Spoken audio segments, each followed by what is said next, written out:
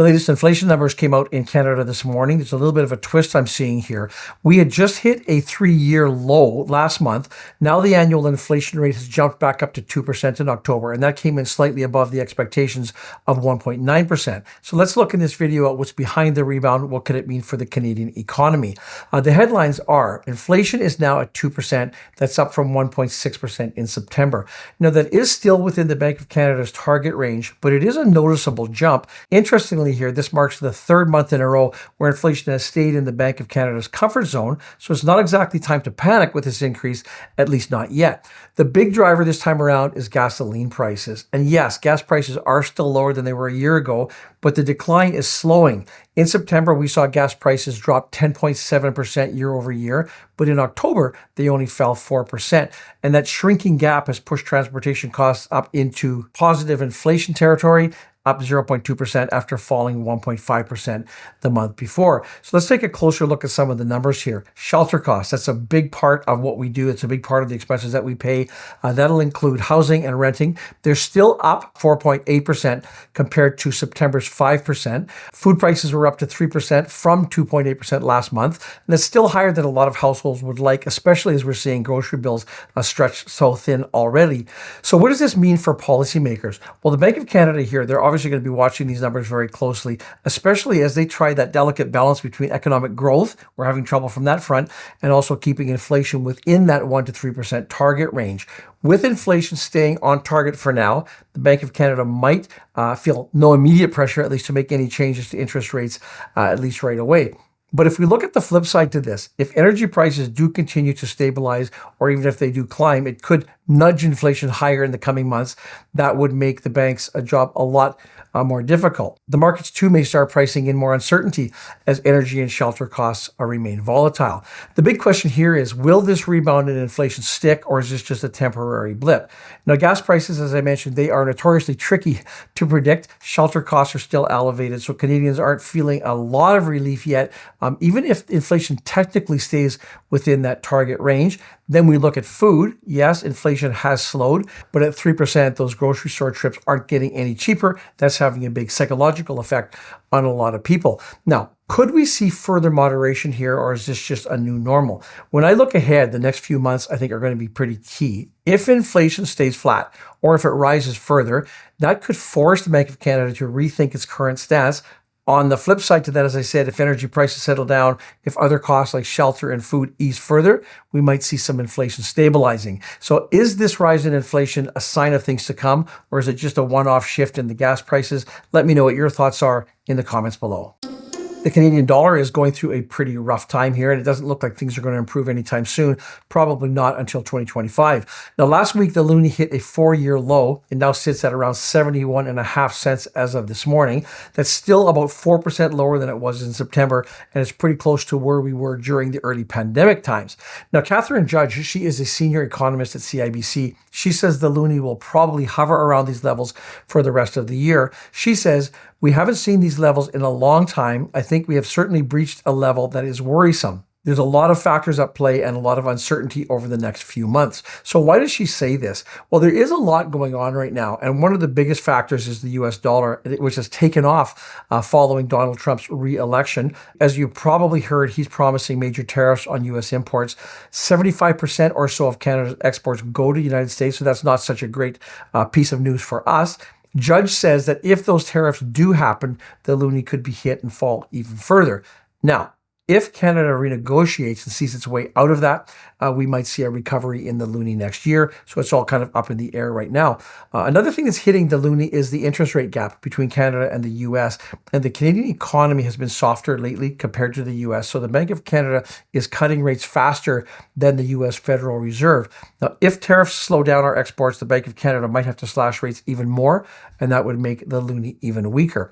Another point here, it is true that a weaker dollar can help Canadian exporters. We always have to look at it from that angle, but it also makes imports more expensive, so you can't even think about a cheap vacation to the US anytime soon. Now, Judge also says that the loonie is so low that it could start which she says is importing inflation, which means higher prices for us here at home, but it's a delicate balance. She says you want the Canadian dollar low enough so that it's an attractive place for firms to invest and hire at a competitive wage, but you don't want it so low that you start importing inflation. So it will be definitely interesting to see how this all plays out. What do you think it will do? Will the loonie rebound sooner, or are we in for a longer slump?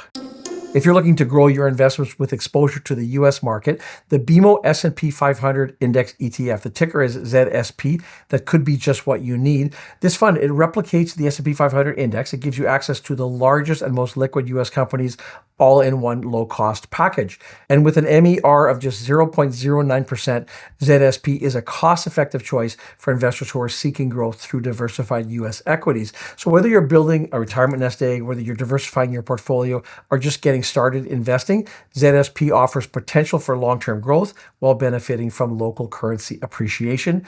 It's professionally managed by BMO Global Asset Management, so you can invest with confidence knowing that your portfolio is in expert hands. Discover how ZSP can fit into your financial strategy. Visit bmoetfs.com to learn more and start your investment journey today. Pretty big positive news from the real estate industry. Home sales across Canada jumped 30% in October compared to last year, and that is a massive shift from the quieter markets that we've been seeing in recent months. On a month-over-month basis, sales were up 7.7% from September, with over 44,000 homes changing hands across the nation.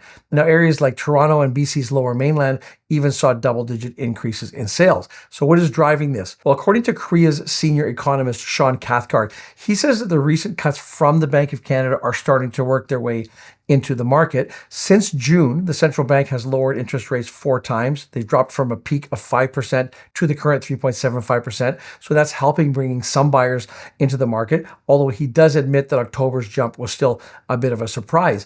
Now, Jason Ralph, he's a broker with Royal LePage in Ottawa, and he noticed the uptick too, but he says the rebound feels more gradual compared to the frantic pandemic market. He says there's not going to be this massive rush into the market like we saw in the pandemic. That was an anomaly. The 50 basis point cut was enough to push some people on the sidelines into the market where they found it enticing enough to jump in, but it wasn't that massive wave that everybody's waiting on, because the messaging is we're lowering it and we're likely going to lower it again. So as he alludes to here, the Bank of Canada's messaging is that more cuts could be coming. That has some buyers moving more cautiously, waiting for the rates to drop even further. Another factor here, more homes hit the market in September. Listings were up 4.8%, and that creates a bit of an inventory boost that the buyers were looking for. Supply dipped again, though, in October, and experts like Cathcart are saying that we probably won't see another big wave of new listings until the spring of next year. And what's happened to prices? Well, that's important there. The national average price for October was $696,166. That's up 6% from last year. So buyers and sellers, it looks like right now, are finding a little bit of a middle ground. With that demand growing, prices might edge higher again soon. It feels like the market is kind of waking up a little bit here, but will this momentum last? We're just going to have to wait and see. The airline industry always provides us with a steady flow of interesting news. Another one out today: if you paid a fee for a first check bag on a WestJet flight between 2014 and 2019, you might be eligible for your share of a $12.5 million class action settlement. This settlement was approved last month by the BC Supreme Court. It applies to anyone who was incorrectly charged for their first check bag on certain WestJet domestic and international flights. Now, eligible claimants, they will have until February 10th, 2025 to submit their claims. The payout here, it is in WestJet travel credits, not in cash. That's important to know here. According to Evolink Law Group, this is the firm that's representing the case, credits will be issued after lawyer fees, of course, legal expenses, and a $1,500 honorarium for the lead plaintiff after those are deducted from the settlement. However, these credits do come with a catch. They expire 2 years after they're being issued, so you won't be able to waste too much time in making your travel plans if, in fact, you do qualify for some benefits here. Now, this case, it stems from WestJet's old domestic tariff, which once stated back in the day that one checked bag would be free. The airline has since then amended that wording, but the court found that some passengers were wrongly charged during those periods. Now, those periods are for domestic flights, October 29th, 2014 to July 29th, 2017, and for international flights, January 6th, 2016 to February 27, 2019. Now, if you book directly with WestJet and you paid for a first checked bag during these times, you are encouraged to submit a claim. WestJet, they had tried previously to overturn the class action, but the BC Court of Appeal dismissed their efforts way back in 2022. You can visit Evolink Law Group's website to start your claim, and don't forget, these will only be valid for 2 years.